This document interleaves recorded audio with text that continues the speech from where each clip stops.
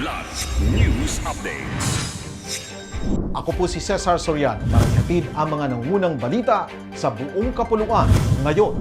Nasamsam sa operasyon ng dalawang caliber 5.56mm Remington rifles, mga bala, sasakyan at marked money na ginamit sa transaksyon.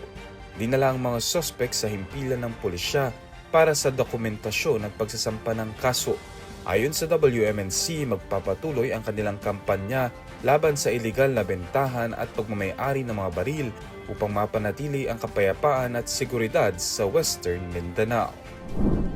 Matagumpay na naiayos ng lokal na pamahalaan ng Kalingalan Kaluwang sa Sulu ang 5 taong hidwaan o rido sa pagitan ng mga angkan ng Sahari at Umbi noong Hunyo 20. Sa pangunguna na Mayor Nurshamir Halun, Sangguniang Panlalawigan Member Sherahan Najar at Municipal Administrator Peping Halun, formal na nilagdaan ang kasunduang pangkapayapaan matapos ang ilang taong pag-uusap at pagkakasundo ng magkabilang panig. Pinangunahan ng Ministry of Public Order and Safety Sulu ang naturang aktibidad na dinaluhan ng mga opisyal mula sa MNLF, Philippine National Police, Armed Forces of the Philippines at mga lokal na leader.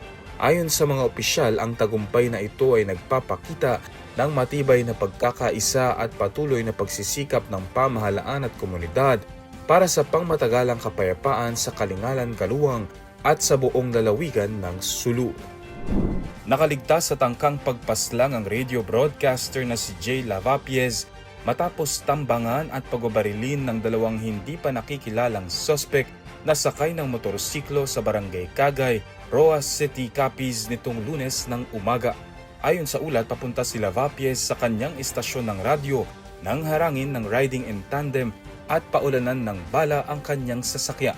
4 na basyo ng bala ang narecover ng mga otoridad sa pinangyarihan ng insidente. Dahil dito, agad na nagsagawa ng investigasyon ng mga otoridad upang matukoy ang pagkakakilanlan at motibo ng mga salari.